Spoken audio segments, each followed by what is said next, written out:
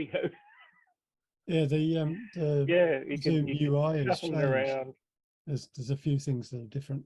Threw me a bit this morning too. Yeah. How's it all looking to everyone? Everyone see it okay? Yeah. Yep. Yeah, right. Yeah. All right. So yeah, let's just kick off.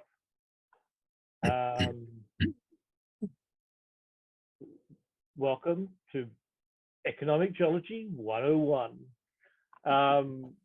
Anything that's in red will be on the exam. I'm going to stop sharing. That joke's now old. Netflix? Yeah. All right, so this is all come about because I don't feel like I have a handle on the buying and selling. As I've got a lot of rocks that I want to sell. I just don't know what I'm doing with that. So I figured we'd all have a chat, and other people might be interested in that as well. So Yeah. let's start off with selling online versus in person. What's the differences? What works for you? What platforms do people use? Anyone who works in this space has experience working online, selling online, or selling in person. I'd love to hear from you your experience about what works and what doesn't. In terms of can I? Yep, go for it, Frank. All right. Well, I got a lot of spare or double specimens of my minerals, and it's growing by each month because I buy flats. Yep. I put together a box of 70, and I sell them at a site. It's called Katawiki. And Katawiki is an auction site, especially for whatever you want to sell, but mostly in bulk. So right. Coins, stamps, minerals, cars. You can even sell your car out there, and it's an auction site. So you're first of all, you depend on the auctioneers when your lot is coming out, and it takes 7 days to get it to close the auction, and then you can then send it to the buyer, and you get your money afterwards. I have some good experience with that. I've already sold 3 lots of 70 minerals, micros, and I was even surprised by the price I got from them. So that's the one way to do it. I know Richard does it another way. He's selling on his own website. So what's the site? Katawiki. Katawiki. Katawiki. You want to put the link in the chat, and I'll add it to the document, or add it to the document directly? I left Katawiki because they wouldn't put my stuff on. Yeah, you're depending on the auctioneers. I had a big problem with one of the auctioneers. Trevor Boyd, who was the auctioneer on Katawiki for minerals and rocks, is a friend of ours, and he got me into it initially, and then there's an Italian guy came and took over, and he just wouldn't put my stuff onto the auction, and then there's so many restrictions on which I couldn't justify what they were asking me to do to sell the stuff. I mean, I sold 30-40 lots on there in over a period, just at the start of lockdown, really. But it was okay. I was doing like 100 micromounts at a time, or boxes of 24. And but they were asking for prices. You couldn't put a reserve on to get a reasonable price for them, and you have to just take the chance on them going for nothing, basically. So yeah, no, that doesn't happen. You can always get money from it, but that's the risk you are running. Yeah. Okay. You can't pick a minimum price.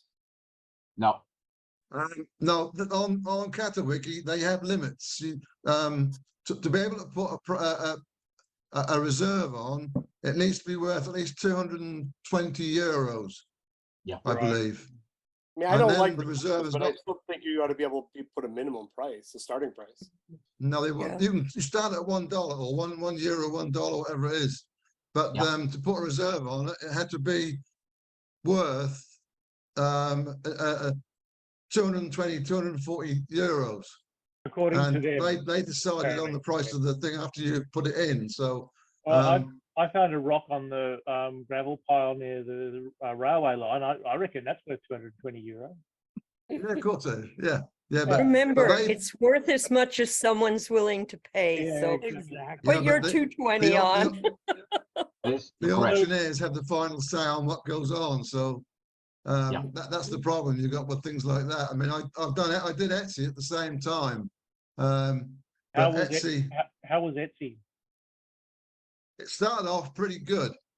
I did it from 2018. I've actually finished it this year because that was just getting ridiculous. They were they were taking more and more and more commission. Right. So I was end up paying like 35, 40% commission at the end of the day if they put it onto a external site like Google or something like that. You pay another 15% commission. Yeah. Then they then they bunged another charge in for handling charges, whatever that was. It just kept coming in. And then, of course, the cost and the expense of shipping it around the world is getting crazy. Yeah. Yeah. There's a term for that sort of trend. It's called enshittification. You start off Yeah. a site by being nice to your users, and then it shifts Yeah. to being nice to the people who advertise and sell, and then it shifts to being really nice to you and cruel to everybody else. Yeah. Yeah. I mean, All right. I still get emails every day from both CatWiki and Etsy saying, put some more stuff on, put more stuff on. I just Right. delete them now. Does anybody use eBay to sell? Yeah. I've got about 400 lots I've sold on eBay over the years. Mhm. I've been doing it now since about 2000,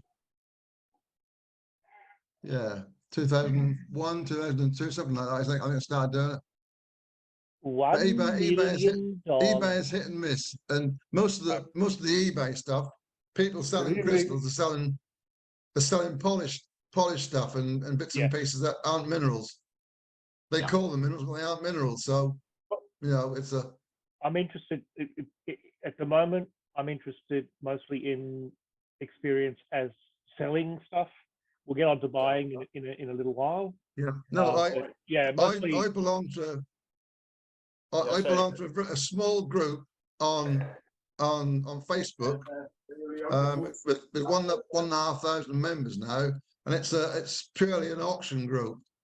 And at the moment, not much is happening because it's the wrong time of year basically, and the guys are all doing different things. But it's a couple of lads up in Scotland started it off to sell gold that they were panning, Right. and it's progressed now to a British auction site, and yeah, they aren't making an awful lot of money, but you put them on at a price you're happy to get for it, and if it sells, it sells. If it don't, it don't. So is that That's sales via Facebook or Facebook Marketplace or something like that, or is it's an auction. It's an auction run by us. They now made me an auctioneer as well. So, but it's so but you can't auction your own stuff. So anyway, there's about 3 or 4 of us who do the auctions and close the auctions, and it's just basically all done by trust. And I think I've done. Rich has done a little bit on it. Yeah, they don't charge commission, which is There's the no most commission. important It's thing. totally free. Yep. Yeah, and Yep. nearly So everybody. So Sorry. the advantage is that because you run it yourself, you control your costs. But the potential disadvantage is because it's a Facebook group, you've got a slightly limited audience. But at the same time, it's the right audience. 1,500 people in the group. I mean, Yeah, and they're all interested in the stuff that's being bought and sold because well, group. maybe 5% are buying and selling. Yeah, but there's new people coming every day, and Yep. like they want to join for whatever reason. So So does anybody that's just use Facebook Marketplace? no. I've No. looked at it. No. How Have you? about People I- other so- auction sites? All the people I external? know who sell rocks, who are selling them on eBay, universally are pissed at eBay. Yes. So Yeah. I don't know what policies, I can't recall, and I haven't tried to sell. So, Yeah. but there, whatever policies they put in there, everybody seems to hate it now, and I feel like eBay is being too greedy, or they make it too difficult, or their policies are wrong. So I know that at least in terms of fluorescent minerals, we did create a fluorescent mineral group solely for selling, and they're Yeah. basically, if you're in that group, we're sort of assuming you know what you're talking about and you're setting the prices that are reasonable, or else people won't buy it. And I don't think Yeah. they're really auction. They're actually, you put the price you want and someone takes it, then it's gone. Right. There are people who are putting stuff on eBay, and they are people who've been doing it for decades, and they're either set in their ways, or they're it's just too much trouble to switch to something else. Right. I think a lot of people use Instagram as well now to sell stuff on. Yeah, I've noticed that trend as well. Every new social media site ends up being an advertising site at some point. Yeah, yeah. But it all Um, comes back down to the price which you said initially. How do you put a value on it? That's the crux of the whole situation, I think. Steve, I know you've in the past used various auction sites, some of which are now defunct.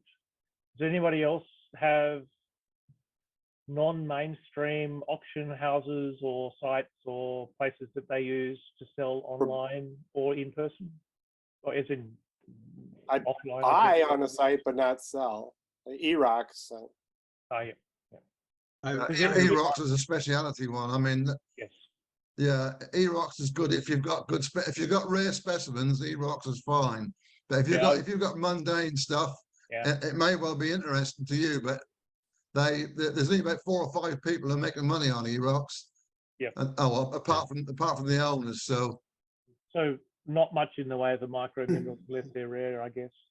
I mean, they Well, are you've got more people likely to be micros on E-rock. Carsten, yeah, Carsten Slotter over in Germany, and Joy DeSaw, and Jason Smith over in America, in North Carolina. They're making a very nice living out of it, I think, from what I can see of it. But then again, at some point, they're going to run out of all this rare minerals to sell. Then they're back to the real, Well, my comment on E-rock, since somebody like Jason is, Jason's buying a whole collection, so I don't know how well he's doing. His stuff, he does get people who will, if he's willing to take an actually good photograph, then I think he gets some really good stuff. Or if he gets some stuff that's really rare. But some of the sellers sell really, they do really well. Somebody who just starts new, I think that people ignore them, and that's a good chance to get a bargain, or if you're buying. But it does feel like most of the population of E-rocks is European, and therefore depends on shipping costs and all that. But I find far more micros on E-rocks than anywhere else. Right. Yeah, correct. I agree. Anyone have experience selling on E-rocks? No, I have a friend I who tried it. I put one lot on once, and it didn't get a bid, so I haven't bothered since. Cool. I've bought a lot on E-rocks and also on eBay. I don't like, as a buyer, I don't like E-rocks because of the way they terminate the auctions. It's a seller's advantage, not a buyer's advantage. eBay being a specific set time is So let's change the topic now to selling, because we seem to be moving in that space. I think we've done the auction house one. Just before you do, No, sorry, Steve, it's too late. I'll mute you in a minute. Don't forget there are also individual pages that are run by, like in particular in Australia, there's James Melville and Matt Latham. Right. And they have a fairly small group of people that support them, but their stuff sells straight away. you know, very quickly. people know what time they're going to be posting, and they do it the same time every day, and it just flies. So Yeah. One other Where is point would this? be, That works in came in, Canada too. We have one for the Maritimes. We have one for Quebec. And there is one for on Northern Ontario. They're basically run by a group and they post their stuff and anybody can inquire, or sometimes they list the price, but not usually. They're all Facebook sites. So if Yeah. you just show the rocks and have everybody, you know, message PM, me or yeah. something, you get away Yeah. with not having to actually be part of a marketplace. Some of the stuff they put up's not for sale, so it's just adhering to minerals from that area, but others Mhm. are, and it seems to work quite well, but it's got a limited audience, and it sounds like what we're talking about is a wider, more international audience. And I Yes, think I think it depends. If you've got the audience, then great, but then you're risking diluting the interest pool. So it's I a bit think of a catch-22. a lot of these places, they have expertise. So like there's Pedro Alves who picks stuff from Portugal, and I think a lot of it is self-collected, but he takes good pictures and it looks real Yeah. good. There's others Yeah. who have multi-layer, or they just have niches that, and the people who buy from that know that niche, and then you're going to stick with it. But exactly. also one point, so there was something I needed to buy something for my son for his birthday, and I know he's wanted it for a long time, and there's one guy who has it, and he is on eRocks, but his auction was just over, and I don't think I could get another auction through, and I contacted him, and he actually also had an eBay page where I could buy something right away outside of eBay, so we both saved money, eBay lost. So Lovely. All right. so a lot of times there is that personal thing too. If you know someone who has something, and in this case, I knew he also was the only one in the world selling this stuff, so I had to deal with whatever price he really wanted. But Right. if you pay what you need to, if you have to buy it at this time. But anyway, Hank, I noticed you were trying to say something before. well, I came in a bit late, but so maybe it's already mentioned. But there is an auction site called Katawiki, yeah, it's been and mentioned. it's mentioned. Okay. Yeah. Yeah. That's good, fine.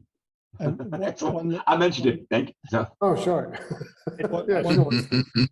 It's one Dutch, last- Dutch based. Yeah. So okay.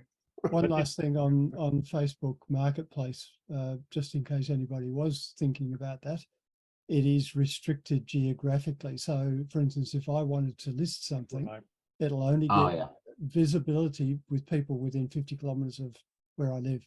And for minerals, that doesn't work. I would also Can you not expand the range? No. So one thing on Facebook Marketplace I would just caution is that there are a number of scams going on with it. And I don't know anything about rocks on Facebook Marketplace, but if you're trying to sell a couch, you put it up there and somebody's going to offer you that amount or more very quickly. And then if you actually keep going, they try to do something where you end up having to Venmo them whatever it is, they're trying to get your money. And if you ignore them, it will not sell because no one actually wanted it at that price. They were just trying to scam you. So you got to be real careful there. Yeah. Oh, yeah. It's Is everybody besides me on social media? yeah. Yeah. A little bit. Sort of. All right, Jim. So, in terms of selling, if you're not using social media, how do you sell? It shows. Yeah. Okay. No. So, do we want to Right. talk about buying, or do we want to shift to talk about selling in person at shows? Anyone got a preference? Well, the other thing, I belong to 4 different clubs and all of them hold silent auctions at their meetings now. So people who are part of the club Mm. or part of the umbrella organization can actually put specimens up for silent auction. Yeah. And you can put a limit on it, or not a limit, but a starting minimum. Mm. And they are really well received. They also bring people to meetings. because they know there's going to be this available auction. to them Yeah. without having to go to a show that could be a couple of 100 kilometers away or more. Right. As the case may be. We had silent auctions in our little mineral Micromount group that had maybe 10 people. And I don't know where they came from. They came from an archive of somebody donating, and people would ignore it. And my son, who was 10 at the time, would bid, 50 cents or $3. And it, occasionally then, we would just bring the stuff home and put it in a drawer. And then 10 years later, we look at it and be like, where did we get this? Where did we get this diamond and that we might have bought for $2, 10 years before. So you ought to pay attention to some of those shows, but sometimes Yes. My problem is there's also guilt involved in buying. Like, I've let stuff go because I saw some kid wanting it, and So. Well, that's fair. I got a lot of sympathy for that sort of I notion. But yeah, like, okay, so selling at clubs, I have bought some of the best material via clubs or club stalls at shows. In terms of setting up a stall and regularly going to shows, how does that sit with people? How much work is that? That sounds like a lot of work. Heavy lifting and. It's a lot of work. It's a lot of work. Yeah. My club has a show every year, and to get an entire booth is $400. First of all, right. It's a 2-day show. The Friday night is a setup, so you can bring all your material, set it up beautifully, and then just come to the show Saturday and Sunday, which is very nice. But it's a tremendous amount of work setting up the tables and the displays, and rocks are heavy. And at my age, it's getting more and more difficult. I used to do 4 or 5 shows. We have small outdoor shows. The big show is an indoor show, of course, but it's getting too difficult. So I really want to sell. I've segregated 4,000 pieces out of my collection to sell, ranging from big pieces to micros. And I don't want to sell online because I don't want to start a business. I don't want to pay taxes. I don't want to do the shipping part. I just want to sell to a person that I know will give it a good home. But it's getting more and more difficult. Yeah, so this is. And fluorescent material as well, which I have a lot of fluorescent material, and you need something, a box with the dark and the light, and you're schlepping all that, and it's a lot. So the advantage is that you're selling directly to people who care. The disadvantage is you're geographically and limited in numbers of people you can reach. Yeah. Do you find that you feel pressured in yourself to only to provide bargains, or only take along high value material to sell, or does that not bother you one way or the other? The outdoor shows, I bring all levels of material, usually the lower end stuff, because the table cost is a lot less. Right. But the indoor show being so expensive and so much work, I bring the better stuff. Yep. So, because you're limited with the amount of space that you do have, of course, but it's the setting up and the taking down, and it's a lot. But I do bring the better material. I'm trying to downsize, as I'm sure a lot of us have extra stuff that we've collected for the past 50 years. Yeah. I need a couple of bits. Yeah. But of course, it's always preferable for me to do a show, but it's getting hard. So Sorry, local Doug. show. Hang on. One of the Douglases at a time thing. Douglas Merson, you go first. Okay, we've got a local show up here, but the club is mostly lapidary, and I go up and demonstrate with my photo stuff and put mineral display case in, but I've never tried to sell.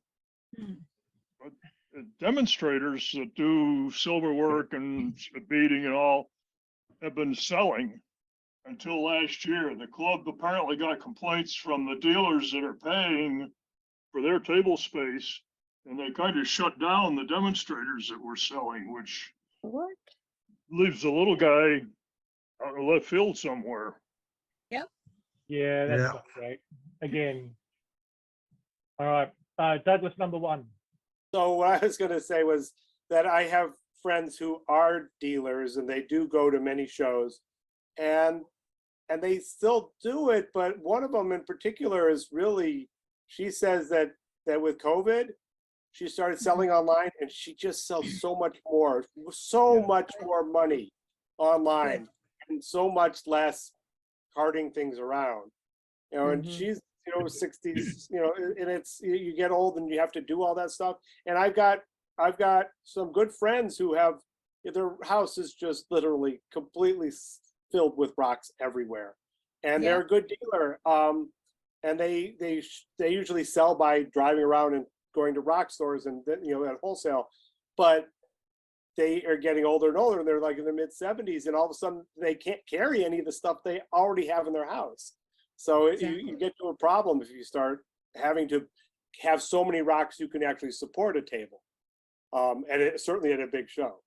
Yeah, I have to say I have a lot more interest in the tailgating outside, off the back of your car kind of approach than I do with getting a stall.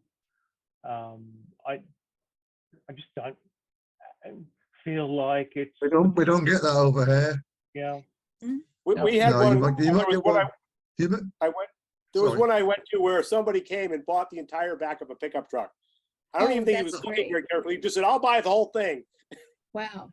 He did. That's Well, what I we have want now. something, Here, buy it. Yep. we have something called, Invite him along. I've got a box of rocks I can sell him. we have Living something in called Tucson. the I- Norwood Swap, which has been put together. It was put together because there was a problem for one of the clubs and their usual venue. And the Norwood Swap had been happening every spring, and it takes place in an agricultural fairground.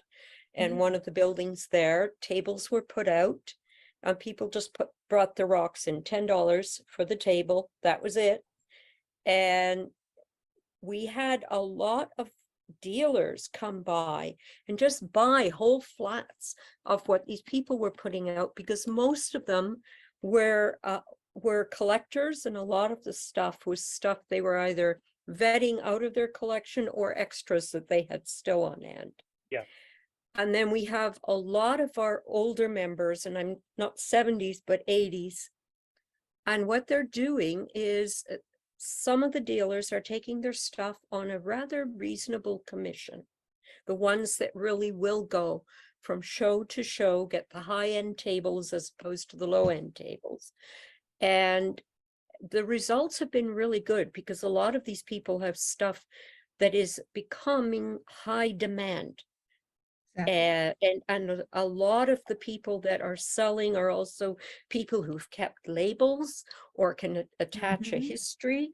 And this is really upping the value of things now. It's become, provenance has become important in raising prices. It always has been important. It's just that dealers seem to think that they need to throw away the labels so people can't tell where it came from. And Oh, that is an that's terrible. absolute wrong thing to do. Yep. I have several friends that do that, and I just keep telling them that's just stupid thing to do. You're losing half of the value of the specimen, or in some cases, I've bought If not specimen more. I didn't really want just for the label. Yeah. All right. So I And the know history. Martin was trying to speak before. Also, Douglas, got your hand up. So Martin, did you have a point to say? I think I forgot what I was going to say now. Never mind. Excellent, Douglas.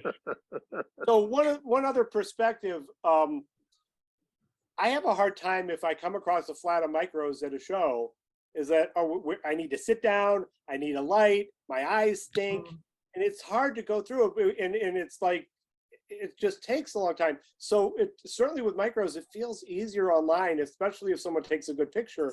Then you can go through and you look at it. On the other hand, I also collect fluorescents, and it's better. I trust my own fluorescent lights better than others. Exactly, But, yeah. but my eyes are, it just makes it hard to look at micros at a show because it's just so much. Overhead with micros, we tend to, there are only certain people amongst the dealers who actually take micros as stock. But those that do have them, we'll take the boxes home, look at them at home at our leisure, take what we want, take them back to the next show and pay them the money for the stuff we've got. And that seems to work quite well in some. I've never seen that. in certain That sounds instances. cool. That's Yeah. awesome. That's a lot of Neil trust Hubbard there. does that with us. Yeah, we trust each other. You know, we wouldn't do it with people you don't trust. But I mean, there's a lot of trust, and it always works out okay. Mhm. Yeah. That sounds interesting. I wonder, I'll bring that up. It might be something that we can do because we run 2 different meetings, the big conference and a small workshop with our club. And it certainly would work if people ran out of time at the conference or at the workshop, whichever, and just did something like that. It sounds interesting. Thanks for that one. I mean, we only have like four shows at Oxford, one at Bakewell, one at Sussex, and then there's a couple of others scattered around the country. But there's no real coordinated method of doing it. But some of the people, like Richard will take a lot of his stuff there, and he'll let someone take them and look through them, and and bring them back at another show. And another one of our friends, Andy, he has about 6 tables, and half of them will be micromanaged. It's take a box, take 2 boxes, and next time I see you, I'll take them back from you. And that worked quite well. That One of the makes things- sense. One of the Yeah. things that I really like about going to shows or sales at clubs and things like that is being able to literally see the specimen in person. Exactly. When you're selling online, it's a lot. I know from the few attempts I've done to take photos of material I want to sell, just how much effort it can require. Yeah.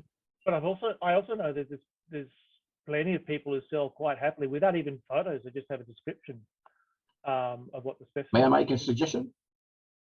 Please. If you go to Richard's website, mineral-paradise.com, .net. .net, sorry, you can see that he has no photos of all his micros, but he has a perfect description of every one of them. Yeah. Yes. Yeah. So that works for me this is a topic I'm interested in. How much effort do you think is needed to present the stuff you're selling, to represent the stuff you're selling? I think accuracy is important. I think photographs are a great way of doing that, but clearly it's not always needed. Whole range of things happen in that space. Douglas? So there's all sorts of jokes on the fluorescent site about people selling on eBay with 1 or 2 really crappy pictures. And then they might list how big it is or how much it weighs, but there's almost nothing there. And then they attach a price of like $1,500 to it. And you're like, what? And I don't know what their point is, because it can't possibly sell unless they're really rich idiots. But it is true that most of the stuff out there, the pictures stink. And I would think you'd want to take a good picture, but. Right. I So do found Well, on even eBay. if, I kind of get even the if you do feeling. take one, sorry, go Okay, ahead. no. I was just going to say, I get the feeling that the more expensive, the higher the price, the better job you have to do of presenting it. But Is there's that- a problem with all those pictures. When you see the pictured item and then you see it in person, no matter how good a photographer you have, it's not the same. Always And disappointing. if you're buying aesthetics, not Yes. just the species, that's a big flag for me buying online. Yeah. I think I've only bought online 2 or 3 times in my life. I also have shipping problems. It's not me, it's customs. Yeah. They actually, for some reason, they always go into my packages and unpack everything.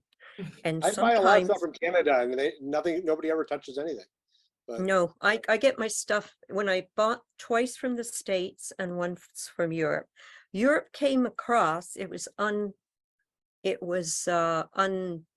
unwrapped, but it wasn't, what happened to it was not what happened to my American. I had a very large barite specimen with the barite literally was 3 specimens. And I had a Laumanite that had survived for 30 years, was not crumbling, but it had that chalky white. So Customs decided to grind it and check it for. Oh, yeah. Oh, Jeez. Really? I want to jump in with a, At that Yeah. point. I have a comment that actually goes back to where we were talking about shows. I'm with a group here in Northern California. We have a micro meet once a year. People bring a lot of excess material for giveaway. They bring a lot of materials for our $1 sales table with the idea that this is all to so that we can enrich our collections. And this year, we're kind of faced with the potential for someone to pick up a whole lot of material to take home and sell to basically pay for the cost of their travel. We weren't crazy about that. We felt like, among other things, that might discourage people from bringing good quality materials if it was going to be going into a dealer's pocket. And I just wanted to kind of throw that out there and see what other folks thought about it. I think you're right. If I'd been down there My this year, I experience would have of- been against it. Yeah. I think my experience of micros and dealers just throw them away. They are not interested in micros. Yeah. If you can't Yeah. see it with the naked eye, it's not worth selling. It's kind of At Yeah. Rochester, they used to bring down all their trimming scraps that had little bits of stuff and put them on our giveaway table. that sounds And we magical. got some excellent yeah. specimens. I have Sometimes stuff that, Yeah, sure. yeah, I have stuff Sure. that's listed as coming from Rochester or from Cleveland. I know I picked up some freebies in Oh. Tucson because they had a micro room and there was a Mhm. bunch of stuff up there. It's not well lit and it's hard to see, but there is stuff there. Well, But and in there's fact, also one of our talks microscopes up every there. year is one of our talks on a I- regular basis on Friday night. Don Howard shows us some of the really goodies that he had found on the giveaway table the year before. So that's always enlightening and makes you Yeah. look a little bit harder through that stuff. Well, we Yeah. had an Back in interesting the- experience because for several years we had museum rejects from the Canadian Museum of Nature as well as the ROM show up at our Canadian Micromineral Conference in May. And a lot of people didn't pick the stuff up. So there would be boxes that had stuff in it that had been collected in the 70s. And I actually finally took the remains of a box that was collected in Utah in 1893 by the Wow. first director of mines, the head of the mineralogy geology of the University of Utah. What would be, it was Deseret before that. And this had, it was still wrapped, and the wrapping still had his writing on it with the date he collected it. And this ended up on our micromineral table. This is not micromaterial, so everybody ignored it. And that's the thing I love about micromineral group meetings, is if there's something too big that you can't reduce, a lot of people ignore it. So I got a 3-inch corundum from a site in Ontario that nobody's been able to collect at for over 50 years. It's crazy things like this, because you were talking about both large and micro specimens. Now, when there's a box like that is going to end up in the garbage, I take it. And whatever I don't want, I do put on the table with my sales stuff at at 2 of the shows, actually. That's it. I'm just going to follow you around from now on and pick up anything you leave behind. Well, living. Well, we uh, didn't living have in- anything that good this year, I will say that. Jim, you've Jim? been trying to Yes. say? Yeah. Living in Tucson for the last 25 years. I've done the Tucson show every year. Pre-COVID, I had way pre-COVID, I had a hotel room that I shared with a friend, and we sold lots of micros.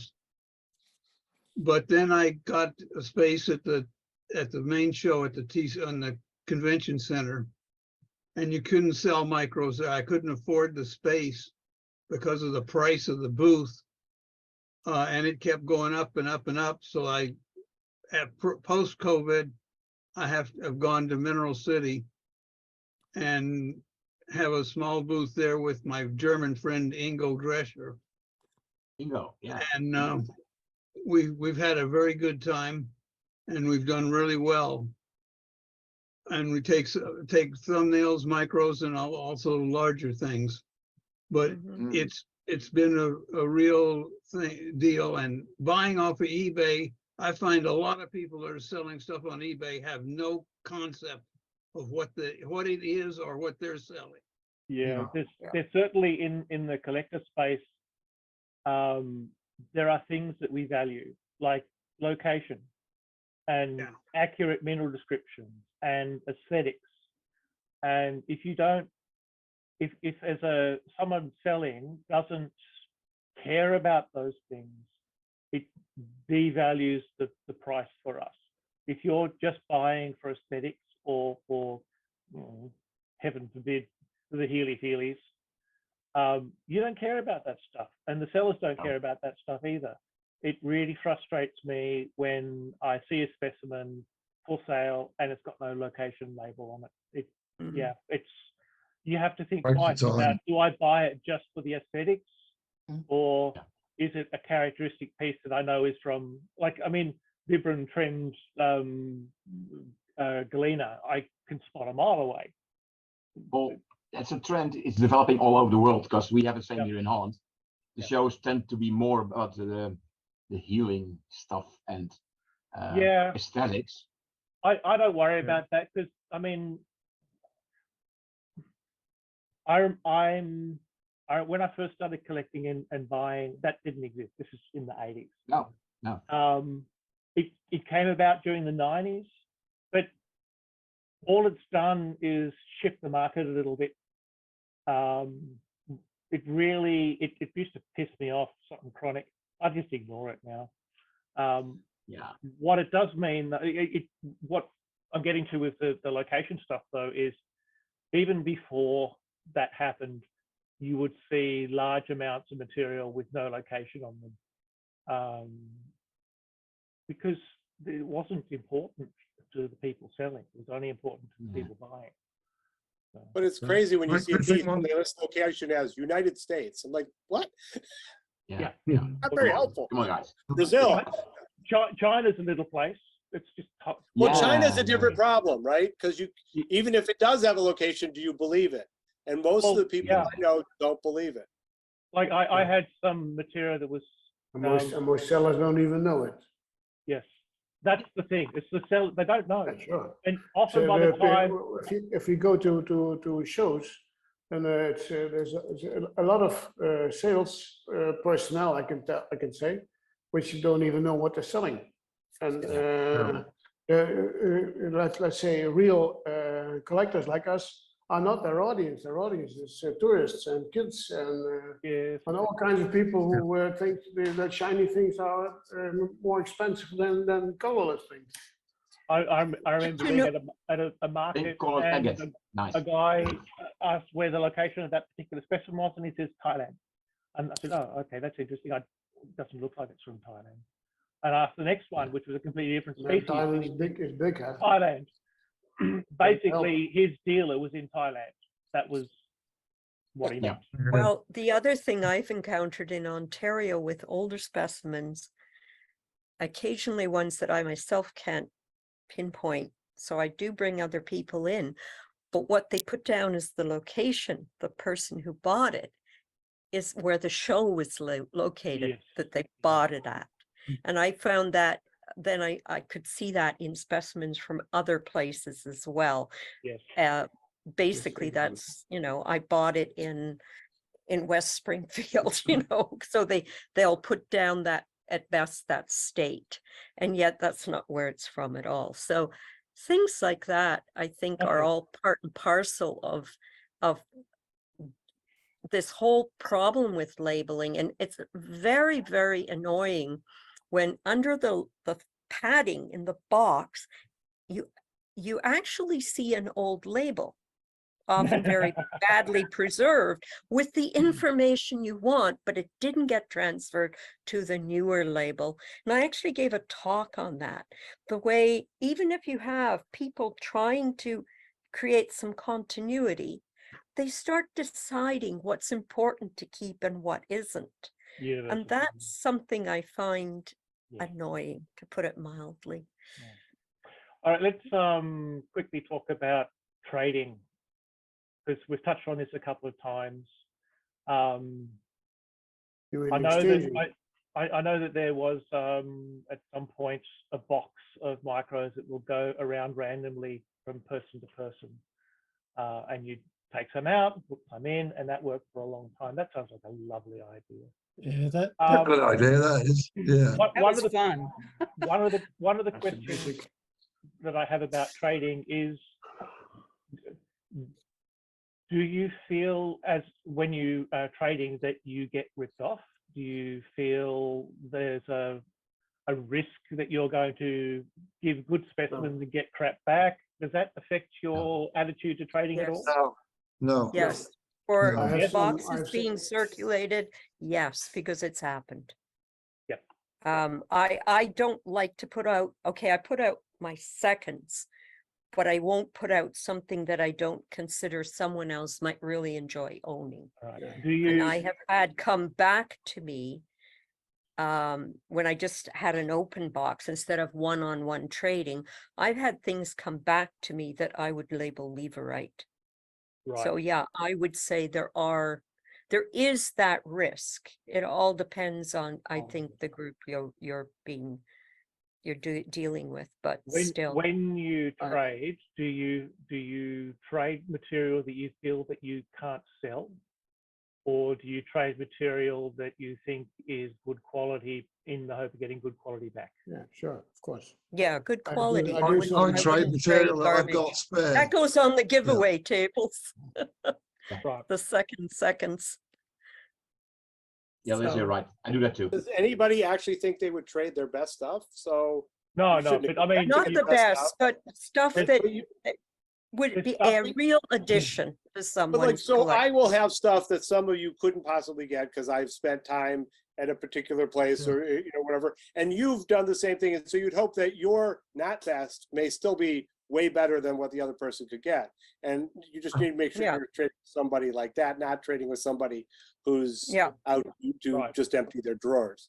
So that's why a one-on-one, like I do the box and do a one-on-one and, trade like that rather than do anything like just a box that can circulate through a group because of that. I find it works fairly well. Yeah, I also will buy boxes only for a small group of specimens. And then the others I will later sell or trade off. So I do that as well. But by and large, I try and bring, like, even if I'm going on a trip and I'm taking stuff to a group, I try and bring stuff that I think will enhance their collection. And I think that's only legitimate, especially when you're dealing with rare and micro minerals. yes. Most of the people that collect them already have a certain standard for collecting. And, I mean, I would Not feel all, guilty. Liz, not all. I'm a systematic collector. I collect as much as I You'll can. collect anything as long as it's rare? Oh, yeah, Just a smidge definitely. and Yeah. smear? Some Okay. people do. Yeah, I know they do. I know, especially when you get into the really rare species. I know. Okay, cool. So trading feels like it covers the whole gamut from top end specimens right through to borderline leverites, depending on. I think it depends upon the sophistication of the trading person. Yeah. I Yeah. think that those of us that have been trading things and selling things for a long time have a better idea of what's fair to, and what the other person is looking for. Yep. Than a novice that's just coming in and Okay. doesn't really have an eye that is attuned to what's possible. Right. All right. So What the about other, pricing? What about Yes. pricing? I was about How to say do the other people- thing. Yeah. Exactly. How do we price specimens? How do we assess what number to put on the box? Mhm. There's somebody, Steve, I think you were saying somebody at Thyssen said that if it sells, you've undervalued it. Correct. Yes, that's something I've heard too. The price I put on is the price I'd be prepared to pay if I was buying it. Yeah, I think that's what the- I have finally decided to do. Yeah. That's The what I've thing done is- all along. When you go buying, how often do you get a discount from somebody? And so you can assume that, oh, what you might be willing to pay is then up 20% or something like that, because that's what they'll do. Or they may assume that everybody's going to ask them, well, can I have, what about a little bit Yeah. lower? So they have to inflate it for that. Yeah. I don't like trading. I don't like dealing that way. And so I want, but I might say, what's your best price? And if they give me what I don't like, I walk away. And then if they keep Yeah. giving me more, then I know it wasn't their best price. But it's that hard thing. I have one friend who is a dealer, and he is from Chicago, but his family is from Pakistan. And he says, if I try to buy something from Pakistani, they want 1,000, and he comes back with 10. And it's like, how do you deal with something that's so far different? When the Mindat group was in Myanmar, we went to the jade market, and I went in bid for some lavender jade, and they started out at 800 US for the small lot. And I had one of the other participants who's actually a jade expert there, and I asked him, what should I offer? And he said, offer 150. So I offered 2. I got it for 225. So they really are way above what they expect to end up with. I And I have felt guilty, but that's besides the point. I've had an experience where I was selling some material, and it wasn't particularly important what price I got for it, but I had a price listed on it, and they couldn't afford what I was asking for the lot, so I gave them a hefty discount so they could afford. And then we proceeded to look at other material, and then they came back at the end and said, well, can we cut that price further? They asked for a further discount on top of the discount already, and that pissed me off. I mean, I sold it to them, but it left a bad taste in my mouth. It just didn't feel,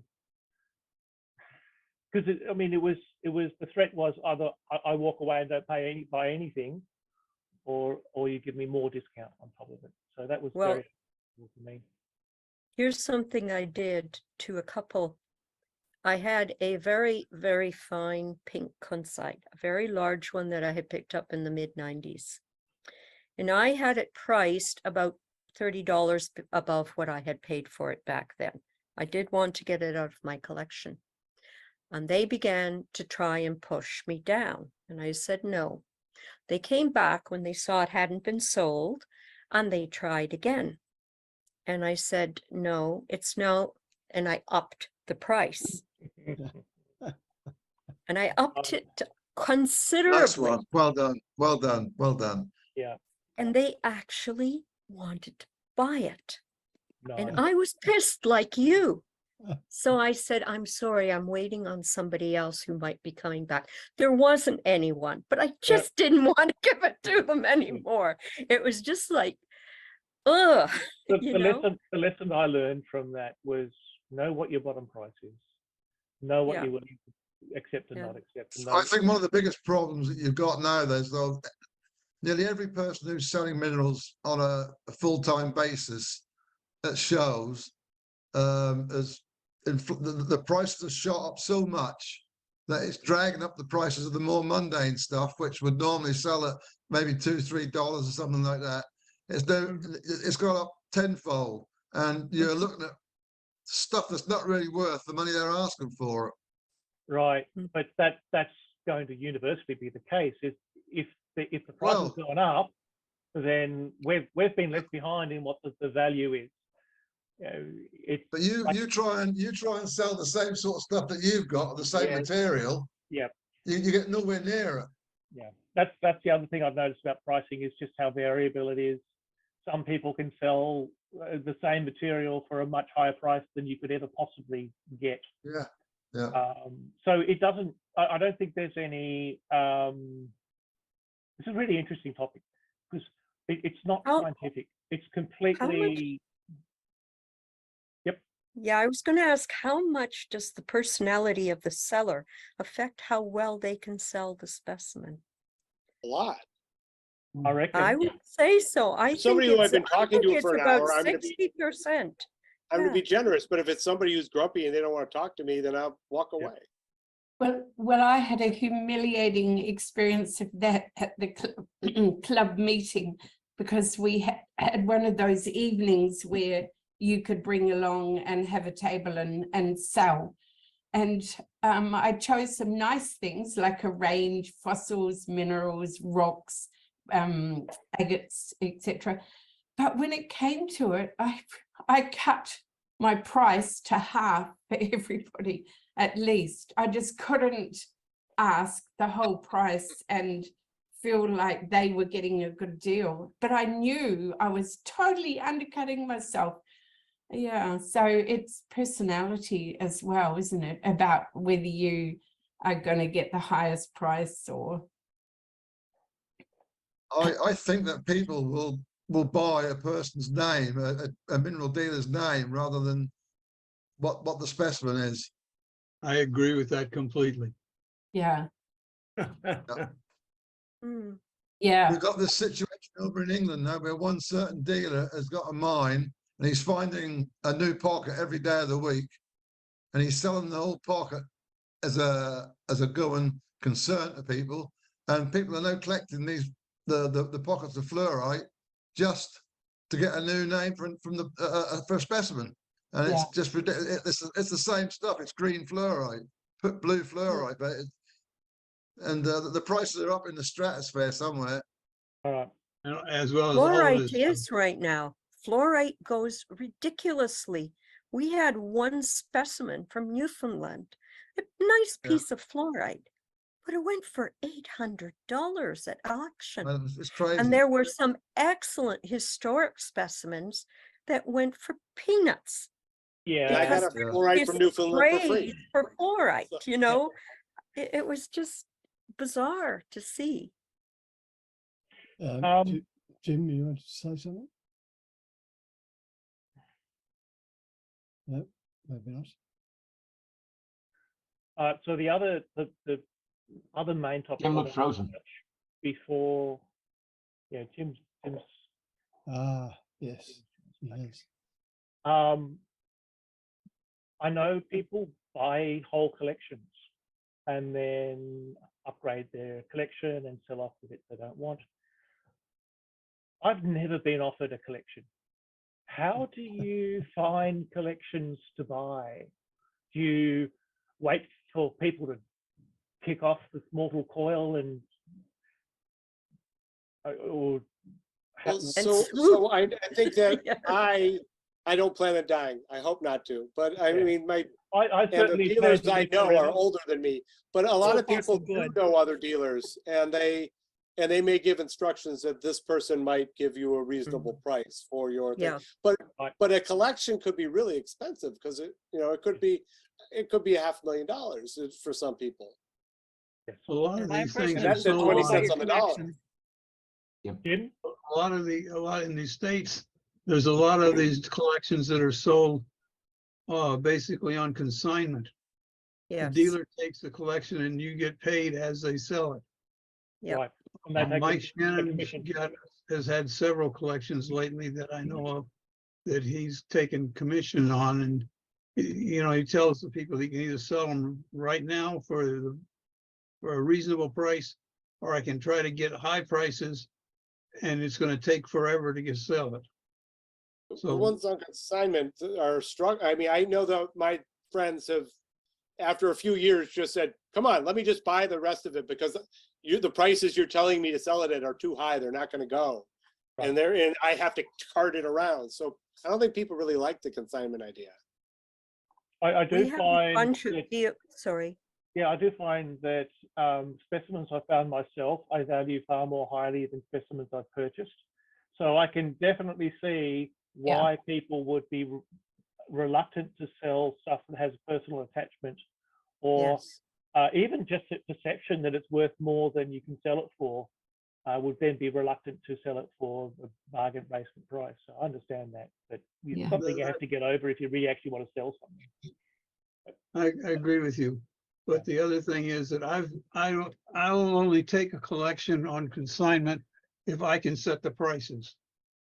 Fair enough. Good idea. Yeah.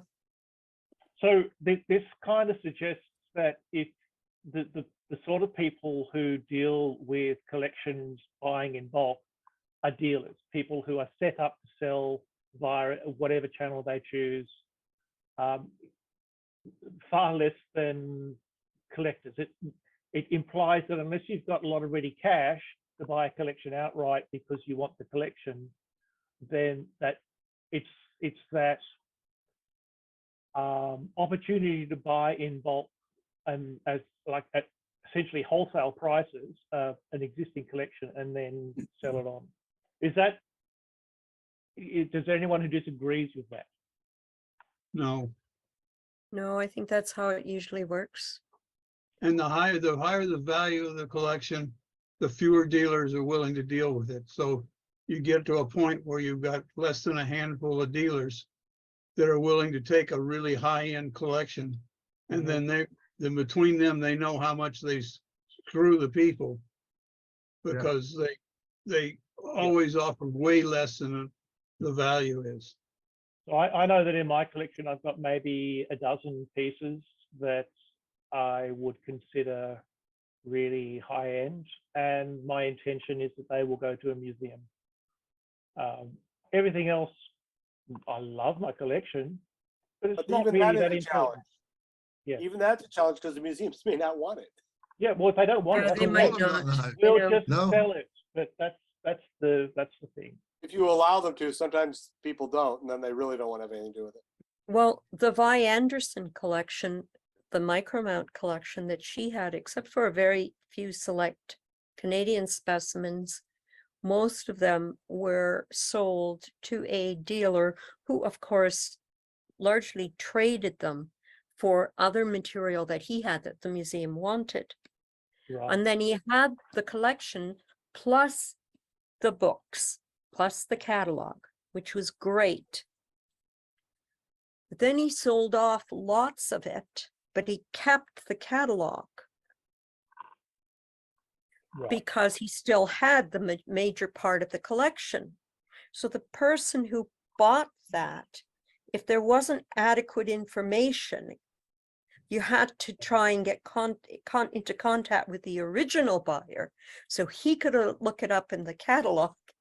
Yeah. So Now you we're could add the starting to- pertinent information. And that's one of the problems too, was particularly with micro mineral collections, where a lot of the additional information was not on the box or however it was being presented. Yeah, we've And talked- you ended up with the original catalog books being dispersed separately from the collection itself. yeah, That also we- brings up the point that if the collection is not cataloged, then yeah, it's not worth much. It's That's worthless, yeah. Unless you get all that information in the box. one that of the you need. reasons If I'm, they've Which got you labels can on now. the specimen, that's fine. I mean, Yes. Well, the one thing you Um, want on every specimen is location. And to location, tell Yeah. this to all our young Yeah. Toronto mineralogists, don't Yeah. worry about what it is. Make sure that No. right on the specimen, Where it's you from. put Yeah. where it's from. Because that's the stuff that will help you that's right. identify Yeah. what it is later on. Mm. And they're getting the message, because those that are now near the end of their stint are going, oh, dang, I wish I had done that with the first specimens I ever got, because now they don't, they lost their Yeah. labels, of course. Yeah. And that's only a few years, because they're only from 8 to 15, right? I still occasionally come across a box and go, I remember Yes. collecting this, but Yes. where? Yeah. You know? And Me if only too. they'd written it in a fade-proof pen or Mm, something that doesn't peel off. Yeah. Mm. Here in the Yeah. UK, if you want to give a specimen to a museum, you have to prove that you have permission to collect it. Yep. interesting. And you have to fill in forms. What if you Okay. didn't collect it? What if you had bought it? That's what we call, but you're right. I Lucy. don't know about that, but if you've collected something, you have to prove that you've had permission to collect it. Permission to collect it. Yeah. Wow. Interesting. Yeah, there's Yeah, a, they don't- Otherwise, a lot of museums won't take them. there was a. They don't want stuff that no. They will maybe come to you and ask for certain specimens if they want to complete a suite or something, but other than that, they won't. They don't want no big collections. The museums don't want to take that now. They got no space for anything. No curators to do the work on them. Yeah. My collection's gonna go to a museum. And the deal is that they can do whatever they need to do with it. They'll keep the pieces they want for themselves and they'll sell the rest in their gift shop. Oh, yeah. Yeah. Mm. That's the way to do it. That sounds perfectly reasonable to me. That way the vultures don't come after my partner. Okay. Oh, they so- still will, Jim. They Oh, still yeah. will. That's still come. The They vultures will can't still if turn it's up. gone. Rick One Turner's One a of prime our case. friends passed away very suddenly 2 or 3 years ago, and within a couple of days of him passing, his wife, his widow, had people contacting her trying to buy his collection from him. Yeah, And that's it's just what happens here. The vultures start the day of the day you're dead. All right, so we've pretty much touched on all the topics that I've thought were of interest. Anyone has a topic they'd like to explore or points that they would like to address, or I just wonder circle what back people to? do if they get a rock and it is broken or it doesn't meet the description that you thought when you were buying it, or I'm sure we've all had that experience. Buyer's remorse. I've there's had. that I purchased a piece of fluorescent agate online, and what I got was a piece of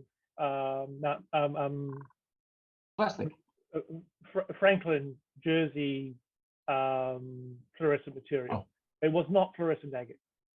And when I went and looked back at the listing, it only talked about agate in the frontispiece. In the description, it said, for illustrative purposes only, you will be sent a fluorescent rock. And man, I was pissed off. But the cost of postage was going to kill it. Yeah, I couldn't ridiculous. afford to return the specimen to get my money back. So Mhm. a lovely piece of fluorescent material, but it was not the kilo of fluorescent agate that I thought I was buying. So trust. I'd rather have the Franklin one, but Well, yeah, I had Franklin material already, but even so, you know. But I know I got a barite from Italy, and it arrived in 3 pieces, and I got my entire money back. He just said, here's your money, donate it to somebody, give it to little kids, you know. Somewhere in the postal system in Australia, there's a laserite crystal that Steve sent me years ago. Still floating around, no doubt, going from post office to post office. Steve was utterly horrible about it. He gave me my money back. I couldn't believe it. The same with me. I was offered all my money back, but I knew he was just starting up, and I actually had a very nice small miniature and then still a very nice specimen and 1 piece of scrap. So I said, no, not this time, but the only time I'll take anything from you is at shows from now on. So what did he do? Christmas, he sent me another specimen as a Christmas present. He was a sweetheart, I must say. This is an ethical really person. touching. Yeah. Yeah, they're not all rotten. They're not. Definitely not. I find that I mean I have watched people I know who are dealers have disputes with other people in the industry, and there are definitely some unscrupulous people in this space. Sure. And I've had the situation where 2 people I trust who dislike each other will never deal with each other, but each individually with me, they're both trustworthy. They're both upstanding people. There's nothing I can do about that. It does make me realize, though, that trust isn't a universal thing. It's about relationships. It is. There's a life lesson.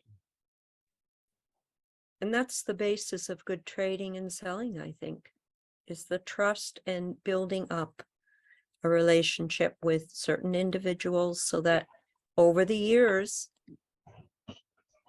you can depend on them, they can depend on you, and that's the way it goes. It's like any good business. So even if it's not actually a business. I've not had a bad trade yet. Or I might get stuff which is not of the same qualities, I imagine, but you can only send the stuff you've got.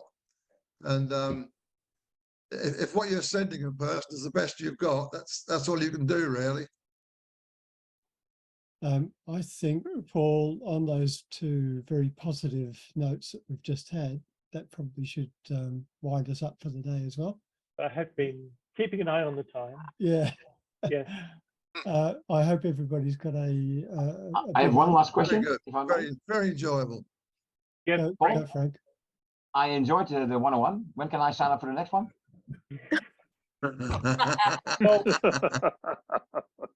Pick a topic I'm interested in talking about, and I'll be there.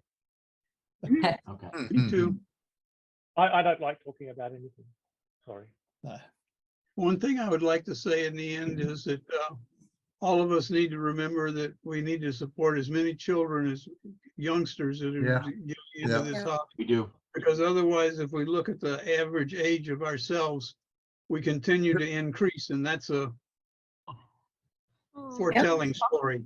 Jim, I'll tell you this much. My son is 23, and he buys nicer stuff than I do.